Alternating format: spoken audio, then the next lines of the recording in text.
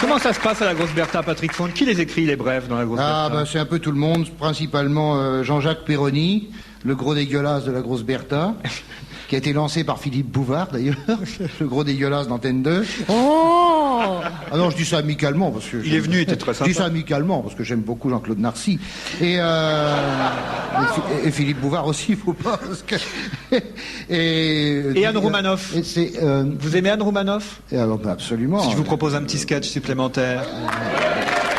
Et alors, je commencerai par un erratum. Un erratum, pour ceux qui n'ont pas fait de latin, c'est une erreur.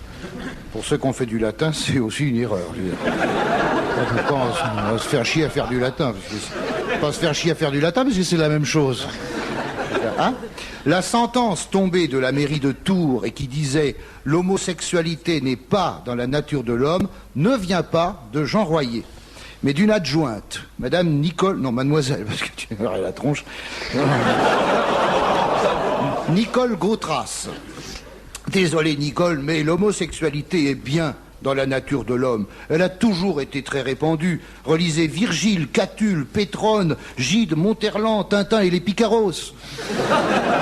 Parce que les Picaros, c'est les fameuses. Hein, Les PD qui se manifestent, c'est la partie émergée de l'iceberg. Les 9/10 n'osent pas se déclarer. Hein, si tous les PD levaient la main, il n'y aurait plus besoin d'arbres pour faire de l'ombre. Quand on regarde La guerre du feu de Jean-Jacques Hano, on apprend que l'homme saisit la femme au moment où elle fait sa lessive. Accroupi au bord de l'eau, donc il la prend par derrière. Crac, et il repart chasser le mammouth sans savoir... sans savoir à qui il a eu affaire, c'était le beau temps.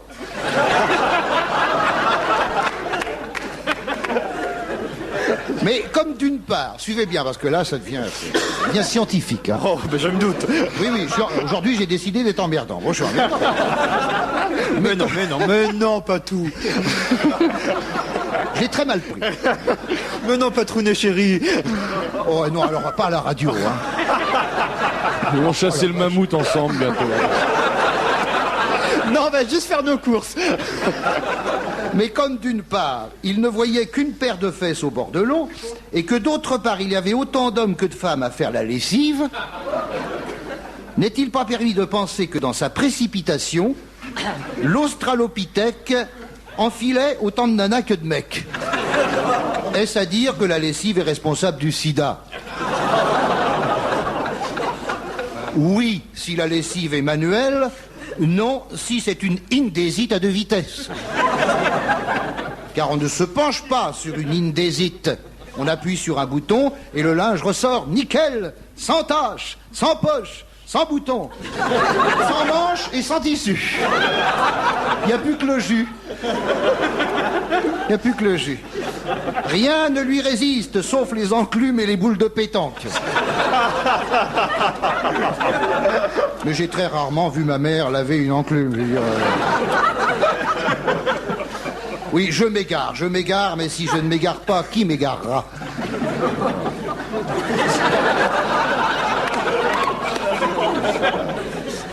Toujours dans la guerre du feu, on voit une jeune femme en rute initier l'Australopithèque à la pratique du coït de face. Elle lui dit dans son jargon, dans l'amour, il n'y a pas que la face sud, il y a la face nord, qu'on reconnaît facilement, c'est là où il y a de la mousse.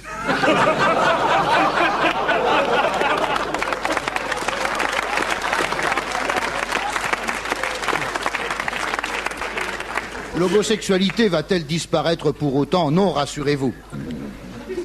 Car on ne biffe pas des militants... merde. On ne biffe, en anglais, to beef, I beef. On ne biffe pas des millénaires de pratiques. Aucune morale ne s'oppose aux étreintes, on en est encore loin du combat pour les valeurs de Philippe de Villiers, qui en 1992 inventera un nouveau type de société fondé sur 3 principes modernes, travail, famille, patrie. Même à droite, on l'appelle maréchal, nous voilà. Les Grecs de l'Antiquité firent bon ménage avec l'homosexualité. Je ne sache point que nos moralisateurs d'extrême droite soient plus civilisés que Périclès, Alexandre, Héraclite, Diogène, Échille, Euripide ou Pythagore. Cela dit, nous avons aussi des PD à l'extrême droite. Mais leur refoulement les incite à s'épingler un écriteau sur le cul où on peut lire « Attention, vers solitaire méchant ».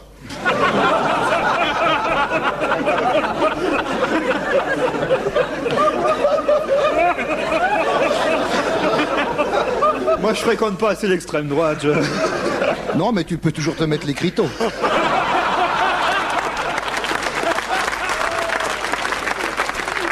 ben voilà. Le problème, c'est qu'il est jamais solitaire. Je savais bien que j'allais tomber dans le panneau. J'ai lu pour vous cette semaine le magazine Lui. Je dis bien lu, car d'ordinaire, je me contente des images. Jacques Gaillot, évêque d'Évreux, est là, en position verticale, avec sa chasuble, et je regrette qu'un homme aussi sympa soit obligé de s'exhiber avec un bonnet d'âne. Une espèce de canne si longue que pour s'en servir, faut marcher sur un mur. C'est très con, c'est très con. Bref, Jacques Gaillot... Prenez votre temps, hein, c'est dimanche. Jacques Gaillot prend la défense des homosexuels, car l'homosexualité est le moyen le plus naturel pour lutter contre la démographie galopante. C'est la meilleure des contraceptions. Mais oui, il n'y a pas d'accessoires, il n'y a rien. Il n'y a rien de plus sain. Mais c'est ça la solution. Bon, j'insiste pas trop parce qu'on va croire. Ah, c'est Val qui est malade derrière le poste, Philippe Val. Il est en Sicile en ce moment.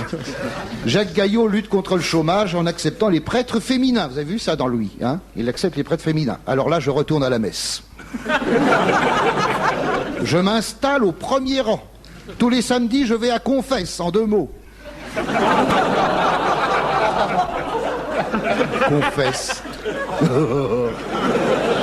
Je ne suis pas Jacques Lacan, mais je sais qu'aucun mot n'est innocent. Ma mère, je m'accuse d'avoir péché. À la canne ou au moulinet? Merde, un travelot.